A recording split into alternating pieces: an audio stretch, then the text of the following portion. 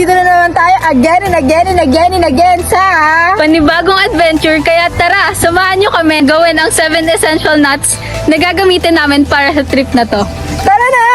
So, hi mga ka-adventurers. So, ang first knot technique na ituturo namin sa inyo is tinatawag na clove hitch. So, yung clove hitch, pwede nyo siyang magamit para sa mga dala nyong bag. Sa clove hitch knot, need nyo lang ng isang rope or tali. First step, itwist yung rope palayo sa inyo para makagawa ng loop. Then gawin ulit ito para sa pangalawang loop. Pagkatapos nito, pagsamahin ang dalawang loop and yung second loop dapat ang nasa ibabaw ng first loop. Then pwede nyo na itong ipasok sa dalawang hook na magsisecure sa bags or gamit na dala nyo. You can also tighten it by pulling the two ends of the rope. Second knot na ituturo namin is the round turn plus 2 and 1/2 inches. Pwede nyo rin siya magamit kung kailangan nyo na maglagay ng tali sa puno, na pwede nyo rin pagsabitan ng mga gamit. Sa knot technique na ito, need nyo lang gumamit ng isang mahabang rope. The first step is creating this knot. Ipalibot yung rope sa puno ng 2 beses.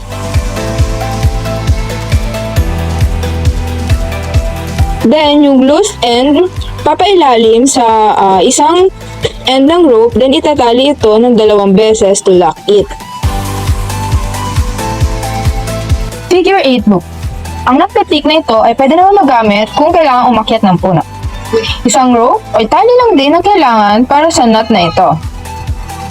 Sa end ng same rope na ginamit sa round turn plus 2.5 inches, iikot nyo lang yung rope around your fingers, then kukunin yung end mula sa likod, and ipapasok nyo lang yon sa loop na nagawa nyo para malak ito.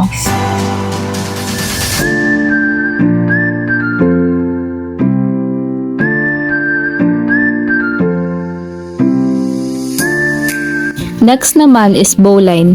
Ang knot na ito ay pwede nyong gamitin para sa pagliligpit ng ilang mga gamit like pagsisecure ng trapal na dala nyo. Para magawa ang bowline, first, gumawa ng isang loop sa isang kamay, then yung loose end, idaan sa ilalim at ipasok sa loob, then go around the other end and ipasok ulit sa loop. Lastly, pull both ends para ma-tighten and ma-lock ito.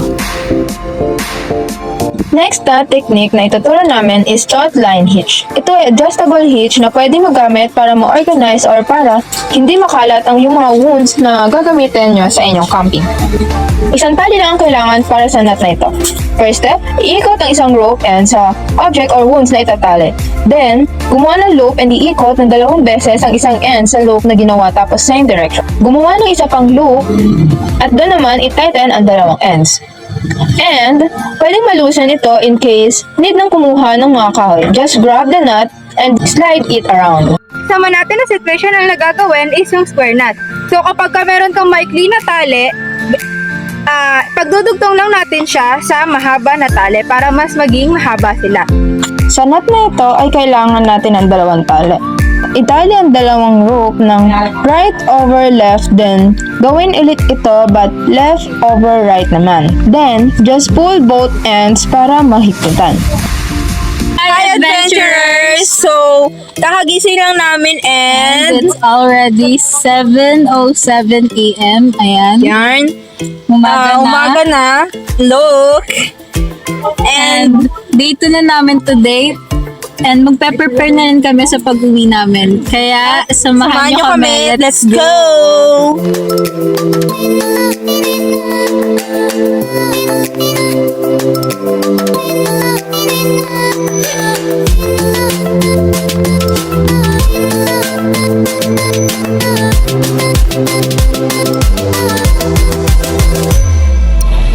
So mga ka-adventurers, ang next knot technique naman na ituturo namin sa inyo is sheet bend. So pwede nyo siyang magamit sa mga trash bag or sa mga kalat ninyo para maiwan yung malinas yung mga camping sites na pinuntahan nyo. 2 tali rin ang kailangan para sa knot na ito. Mag-start sa isang tali, then fold it, tapos ipasok yung isang rope sa loop ng mula sa ilalim pataas. Wrap around and ipasok ulit sa loop between the 2 ropes. and just pull the ends para naman mahigpitan or malak. So, ayun mga ka-adventurers, dito na nagtatapos ang ating vlog. And yon ang 7 essential nuts and sana may natutunan kayo. Samahan nyo ulit kami sa aming susunod na adventure Adventure vlogs. Bye-bye!